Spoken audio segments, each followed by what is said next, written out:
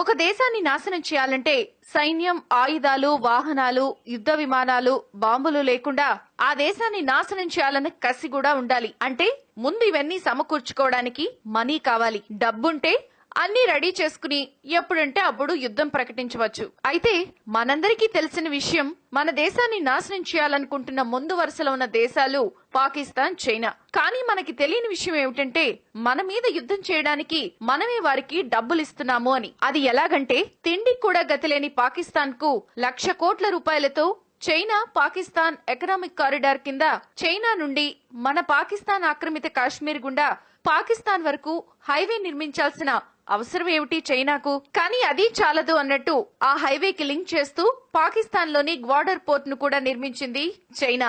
అలాగే అంతగా అవసరం కూడా లేని శ్రీలంకకి, బంగ్లాదేశ్ కి, మయన్మార్ కి, మాల్దీవులకు కూడా ఫ్రీగా పోర్ట్స్ నిర్మిస్తోంది చైనా. దాని పేరు string of pearls and maritime silks road. ఇంతకీ చైనాకు పోర్ట్స్ కట్టించాల్సిన అవసరం ఏముంది? అందులోనూ చైనా కట్టిస్తున్న పోర్టు ప్రాంతం మొత్తం కూడా మన చుట్టూ ఉన్న దేశాలకే కట్టిస్తోంది. అదే ఎవరైనా ప్రశ్నిస్తే మేము వాళ్లతో వ్యాపారం చేసుకుంటున్నామని చైనా సమాధానం చెప్తోంది. కానీ అసలు నిజం, కుట్రపూరిత వాస్తవం ఏమిటి అంటే బంగాళాఖాతంలో, హిందూ మహాసముద్రంలో, అరేబియా సముద్రంలో తమ సైన్యాన్ని మోహరించడానికి, వ్యాపారానికి సైన్యం ఎందుకు అని ప్రశ్నిస్తే పడవలకు రక్షణ అని కూడా సమాధానం చెప్తోంది. ఇక్కడ గమనించాల్సిన అసలు విషయం ఏమిటంటే మన దేశం చుట్టూ ఉచ్చు బిగుస్తోంది. చైనా ఇప్పటికే అరుణాచల్ ప్రదేశ్ రాష్ట్ర సరిహద్దులు దాటి 100 కిలోమీటర్లు మన దేశం లోపలికి వచ్చేసింది. ఒకసారి గతంలోకి వెళ్లి భారత్ చైనా సంబంధాలను పరిశీలిస్తే ప్రపంచంలో విస్తీర్ణంలో అతిపెద్ద దేశాల్లో 3వ పెద్ద దేశం చైనా.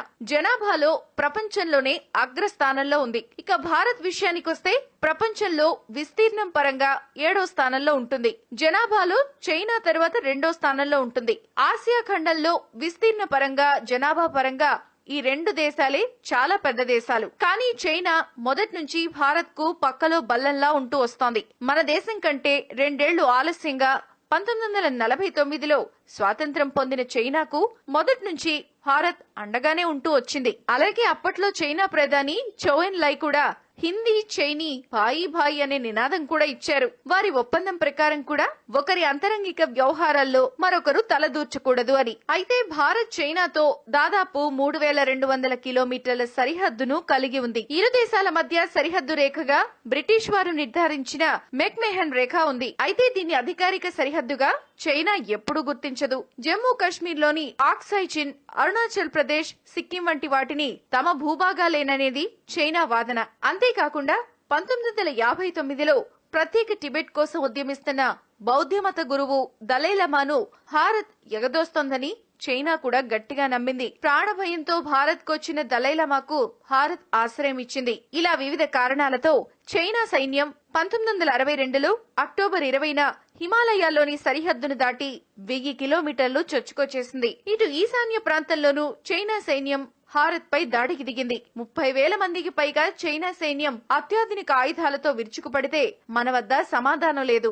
అలాగే భారత్ లో ఎన్నో ప్రాంతాలను చైనా ఆక్రమించింది. ఈ సంఘటన అప్పట్లో నెహ్రూని బాధించింది. ఆయన మరణానికి దారితీసిన కారణాల్లో ఇది కూడా ఒకటని విశ్లేషకులు అంటూ ఉంటారు. అయితే భారత్ చైనాకెప్పుడూ వ్యతిరేకం కాదు. భారత్ ఎప్పుడూ హద్దుమీరి కూడా ప్రవర్తించలేదు. ఇంకా చెప్పాలి అంటే ఐక్యరాజ్య సమితి అత్యంత శక్తివంతమైన విభాగం భద్రతా మండలిలో చైనాకు శాశ్వత సభ్యత్వ విషయంలో కూడా లాబియింగ్ చేసింది భారతదేశమే. కానీ ఆసియా ఖండంలో తానే నెంబర్ 1 గా ఉండాలనే చైనా దూకుడుకు దాయాది పాకిస్తాన్ తోడైంది. దీంతో ఇరు దేశాల వైఖరి భారత్ ఎదుగుదలను సహించలేకపోవడం, ప్రపంచ రాజకీయాల్లో భారత్ క్రియాశీలక పాత్ర పోషించడం చైనాకు నచ్చడం లేదు. ఇది ఇలా ఉంటే చైనాను ఇప్పటికీ మనం గుడ్డిగానే నమ్ముతూ వస్తున్నాం. మరి అందుకు మనం ఏం చేయాలన్న ప్రశ్న తలెత్తుతుంది. దీనికి మనం ఒకే ఒక పని చేయాలి. ప్రతి చైనా దేశపు వస్తువులను కొనడం మానేయాలి. ఎందుకంటే చైనా వాడుకునే ప్రతి ఆయుధం మన డబ్బులతోనే. అంతర్జాతీయ వ్యాపారాల నియమాల ప్రకారం మన దేశం